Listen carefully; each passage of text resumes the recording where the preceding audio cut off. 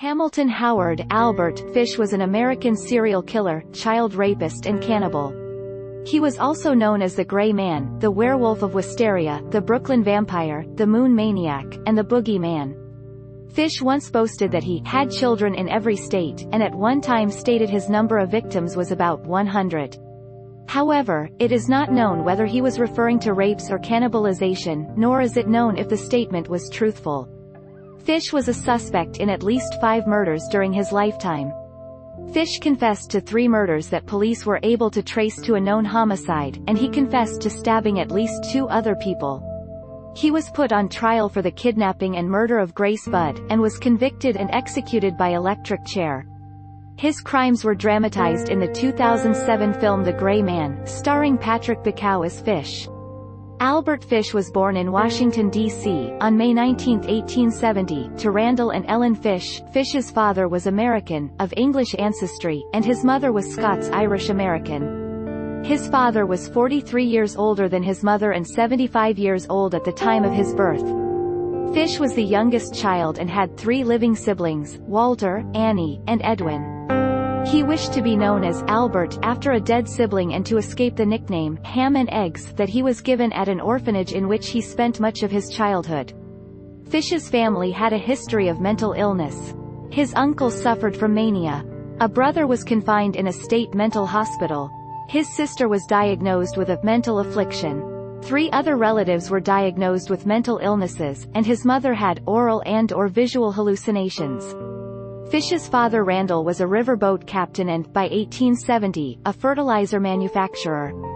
The elder Fish died in 1875 at Washington's 6th Street station of a heart attack. The Congressional Cemetery records show that he died on October 16, 1875, and was buried on October 19, 1875, in grave R 9689. Fish's mother then put her son into St. John's Orphanage in Washington, where he was frequently abused. He began to enjoy the physical pain that the beatings brought.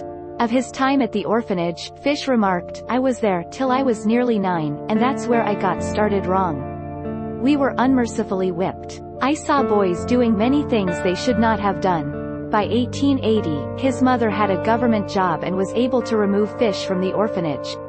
In 1882, at age 12, he began a relationship with a telegraph boy.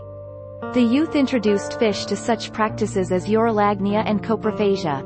Fish began visiting public baths where he could watch other boys undress and spent a great portion of his weekends on these visits.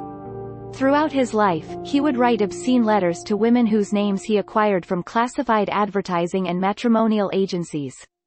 By 1890, Fish arrived in New York City, and he said at that point he became a prostitute and began raping young boys. In 1898, his mother arranged a marriage for him with Anna Mary Hoffman, who was 9 years his junior. They had 6 children: Albert, Anna, Gertrude, Eugene, John, and Henry Fish. Throughout 1898, he worked as a house painter. He said he continued molesting children, mostly boys younger than age 6. He later recounted an incident in which a male lover took him to a waxworks museum, where Fish was fascinated by a bisection of a penis. After that, he became obsessed with sexual mutilation. In 1903, he was arrested for grand larceny and was sentenced to incarceration in Sing Sing. Around 1910, while he was working in Wilmington, Delaware, Fish met a 19-year-old man named Thomas Kedden. He took Kedden to where he was staying, and the two began a sadomasochistic relationship. It is unclear whether or not Fish forced Kedden to do these things, but in his confession he implies that the man was intellectually disabled. After 10 days, Fish took Kedden to an old farmhouse, where he began to torture him. The torture took place over 2 weeks. Fish eventually tied Kedden up and cut off half of his penis. "I shall never forget his scream, or the look he gave me," Fish later recalled. He originally intended to kill Kedden, cut up his body, and take it home, but he feared the hot weather would draw attention to him. Instead, Fish poured peroxide over the wound, wrapped it in a Vaseline-covered handkerchief, left a $10 bill, kissed Kedden goodbye, and left.